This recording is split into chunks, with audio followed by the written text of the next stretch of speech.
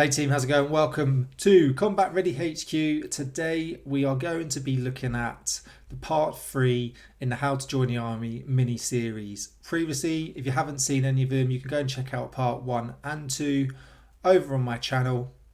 Today we're just going to go a little bit more in depth to make it a lot easier for you joining the army. There's a lot of information out there and it can make it quite confusing, so I'm trying to keep it as simple as possible.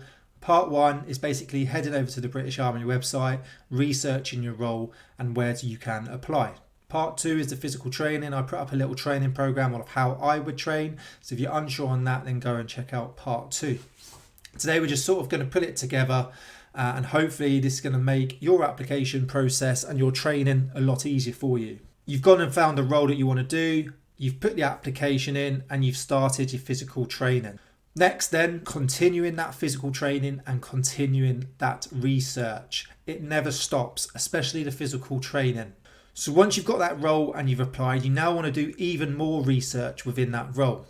What we want you to do is find out where they are currently based, okay? Where are they within the UK or possibly overseas? Where have they been based or posted in the past? What sort of operations have they been a part of? Overseas exercises? What sort of kit and equipment do they use? Are you looking at a tank regiment? Or what tanks are they use? The Challenger? Are you looking at armoured reconnaissance? They've just gone from CVRT to Ajax. Are you looking at just light role infantry? So what weapon systems are they currently using? And then you want to figure out your why. Why do you want to join the British Army? And why do you want to join this regiment, this corps, this role? Because they're going to ask you these questions at selection. Also, start learning about their history, their battle honours, where they've been, what they've done, say maybe part of World War One, part World War Two, Falklands, Korean War, the first Gulf War, and recently Afghanistan and Iraq. Have they ever been out to Estonia? Find out as much information as possible, because when you go to your interview on selection, it's going to show to them that you're interested, you're keen, and you've done your research. But it's also going to reinforce your reason to yourself of why you want to join this trade. And then, like I said, physical training never stops. You constantly want to train. It's about training as little as possible, but trying to train as hard as possible to get maximum wins and maximum progress.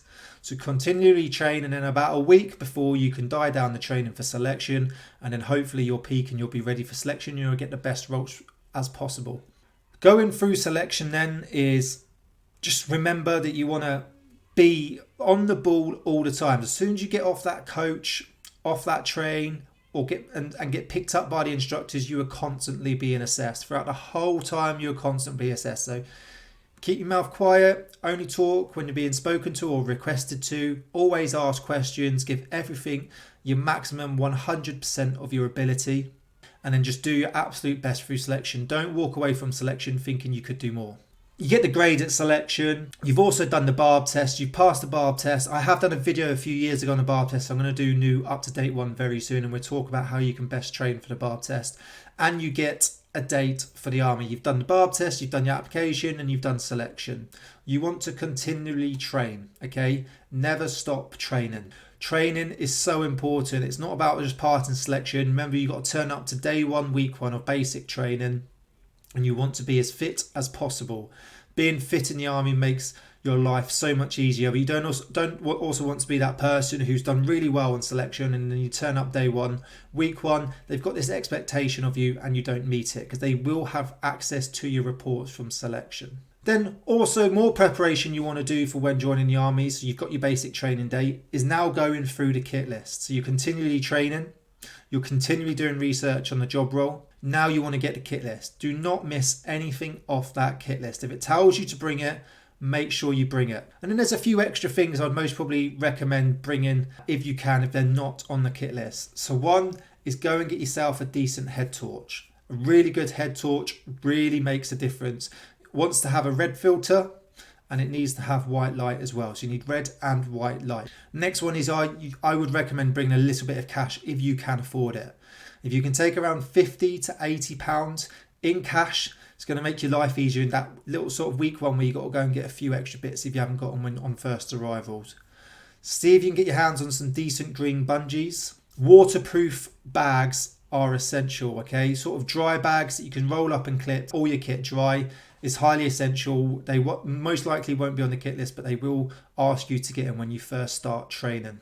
You won't need many civilian clothes, so don't take too many. Just take what it tells you you need. Do not take any more because you will barely be using it. You'll be wearing your tracksuit or you'll be in uniform. Next is it may say ironing board. Highly recommend investing a good bit of money in a good iron and a good ironing board. You're going to be ironing for hours each night and sometimes in the morning. So I highly recommend you get a very good iron. It's going to make your life a lot easier. Next one then, you will get issued some sort of gloves and a hat, but I highly recommend going out and buying a good sort of waterproof, windproof sort of hat. I put one up on the screen here that I used to use, and some good gloves. North Face is something I highly recommend for gloves. I've used them for years and years and I think they're really good. Keeping your head and your hands warm and yourself warm when you're just sitting around doing nothing is so important. I would get some sort of stationery kit put together as well. So I would get some good decent black pens. You do everything in black pen. Some refillable pencils. You then need some sort of rubber, a ruler. Highlighters are absolutely brilliant throughout your career, so definitely get yourself some highlighters. All right, some permy pens, some small thin fine permy pens are brilliant as well. And then get yourself some makeup removal wipes as well. The little round ones, they come in seriously handy for wiping off any sort of permanent pen. So start getting a good bit of stationery kit together. And you can get some mini sticky note sheets as well. Brilliant for your sort of best book and any other sort of documents that you're reading. If you want to sort of highlight certain pages, mini sticky notes is great sort of so you can get to that page nice and quickly. So get yourself a good little stationery set put together. Then next, what you can start looking at for when you leave phase one, because phase one you'll be wearing all issued kit pretty much, is a decent set of running trainers, decent socks.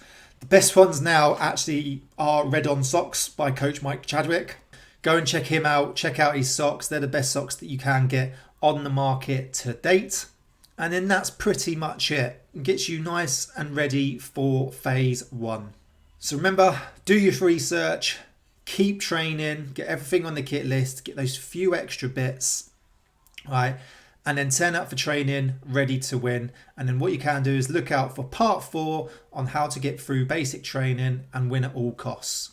Hope you enjoyed the video. Remember to like, subscribe, turn notifications bell on, comment below what your thoughts are, what you want to see next, and I'll see you soon.